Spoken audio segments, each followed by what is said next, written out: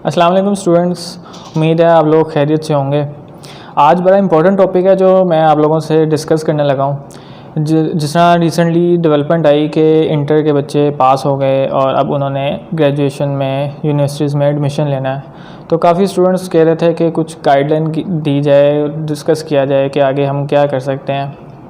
तो आज ये तमाम की तमाम वीडियो, पूरी की पूरी वीडियो सिर्फ इसी चीज़ पे हम बना रहे हैं ताकि आप लोगों को ऑप्शंस डिस्कस की जाए कि आप क्या क्या आगे कर सकते हैं, क्या चीज़ आपके लिए बेनिफिट होगी, क्या चीज़ नहीं करनी चाहिए, कोई रिकमेंडेड नई चीज़ है तो उसका भी जिक्र इस वीडियो में होगा।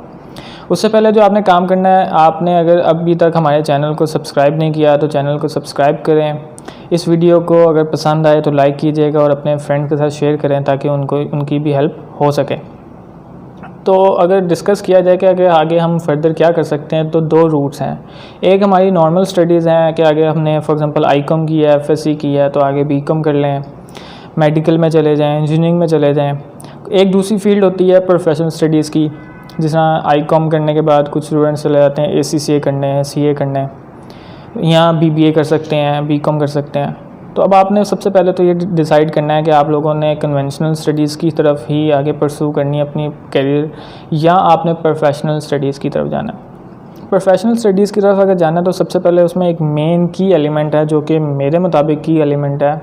उसमें आपने अपने सबसे पहले फाइनेंशियल बैकग्राउंड को ज़रूर मद्देनज़र रखना है कि क्योंकि जो आपका प्रोफेशनल स्टडीज़ होती हैं उसमें ड्यूरेशन ज़्यादा होती है, अमूमन 5 से 6 साल होती है।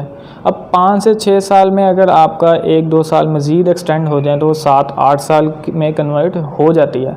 अगर आप 7-8 साल अब से फ्यूचर में देखेंगे, 7-8 साल के बाद भी अगर आप इनकम पॉइंट ऑफ व्यू से देखेंगे, जी मैं 7-8 साल के बाद भी अगर मैं अर्निंग स्टार्ट नहीं होती तो क्या मैं अपनी करियर को उसी तरह उस टाइम परसू कर सकूँगा, कि क्या उस टाइम मुझे आके कोई डिसीजन लेना पड़ेगा कि नहीं जितना हो गया मैंने अब इसे स्किप करना है और कहीं जॉब या बिज़नेस की तरफ जाना है। अगर उस स्टेज पे आके इनकम्प्लीट चीज़ों को छोड़ के आपको उधर जाना पड़े मजबूरन, तो इसी टाइम आपको उस चीज़ का डिसीजन लेना चाहिए।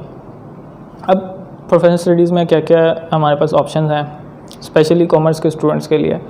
तो सबसे पहले तो अगर सीए की बात की जाए तो आप सीए इंटर के बाद स्टार्ट कर सकते हैं। अगर आपके इंटर में 45% मार्क्स हैं तो आप एडमिशन ले सकते हैं। अगर 45% से कम नंबर हैं तो आपको एक एंट्री टेस्ट देना पड़ेगा, वो पास करके फिर आप सीए स्टार्ट कर सकते हैं। सीए में 4 मॉड्यूल्स हैं, 4 लेवल्स हैं। आपको पहले 2 लेवल पास करने के बाद 3.5 साल या 4 साल की आर्टिकल्स करनी होती हैं, उसके बाद फर्दर आपने 2 मॉड्यूल्स 2 लेवल्स क्लियर करने होते हैं। एसीसी की बात की जाए तो एसीसी में भी आप इंटर के बाद जा सकते हैं। इंटर के बाद अगर आपने जाना तो पहले आपने एक फाउंडेशन डिप्लोमा करना होता है। फाउंडेशन डिप्लोमा करके फिर आप एसीसी में एडमिशन ले लेते हैं। उस फाउंडेशन डिप्लोमा की बेसिस पे एसीसी के स्टार्टिंग के पेपर एग्जाम्प्ट हो जाते हैं, जो कि ग्रेजुएशन का एक जो ब्रिज होता है वो आप उसे कवर कर सकते हैं। फिर आईसीएम में है, पिप्फा है। पिप्फा भी ऐसे ही है कि उसके जो आप पेपर पास करते हैं उसकी बेसिस पे आप सीए में स्टार्टिंग के 7 पेपर्स उसमें एग्जाम्पशन ले लेते हैं। आईसीएम में है, आईसीएम में भी आपने इंटर के बाद जा सकते हैं, मास्टर्स के बाद भी जा सकते हैं, ग्रेजुएशन के बाद जा सकते हैं। जिस लेवल के बाद आप एडमिशन लेंगे आईसीएम में उस हिसाब से आपको पेपर की एग्जाम्पशन मिल जाएगी, बाकी जो रिमाइंडर पेपर्स बच जाएंगे वो आपने क्वालिफाई करना है। अब आ जाए हम प्रोफेशनल स्टडीज़ को छोड़ के कन्वेंशनल स्टडीज़ की तरफ। काफ़ी स्टूडेंट्स जो हैं वो आईकॉम के बाद बीकॉम प्लान कर रहे होते हैं या बीबीए प्लान कर रहे होते हैं। अब बीकॉम भी 2 तरह के हैं, एक बीकॉम आईटी है और एक बीकॉम ऑनर्स है।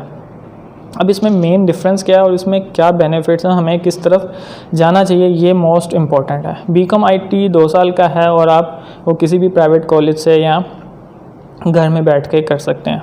प्राइवेट एडमिशन चला जाएगा, पीयू से आपकी रजिस्ट्रेशन हो जाएगी और आपको एग्ज़ाम्स देने होंगे, 2 साल में हो जाएगा।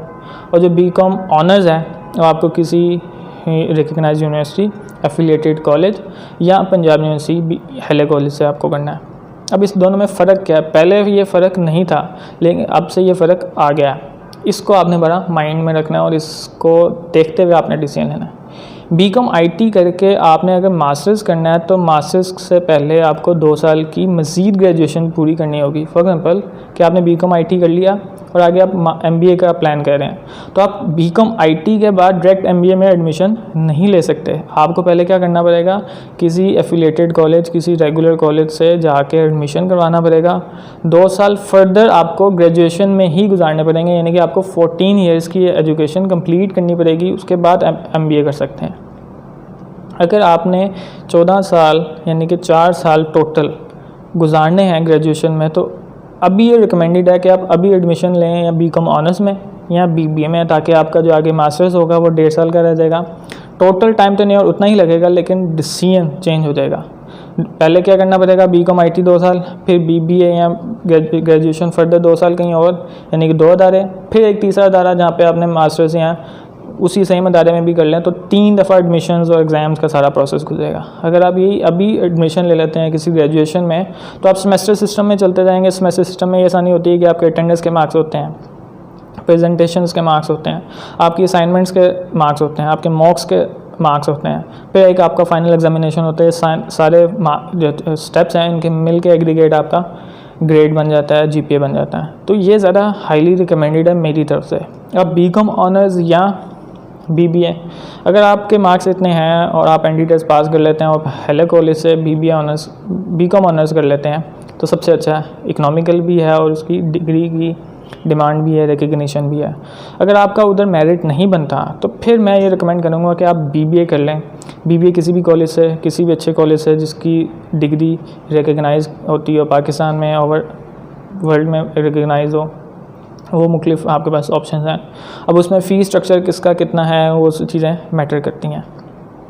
ये कुछ सजेशन है आप लोगों के लिए।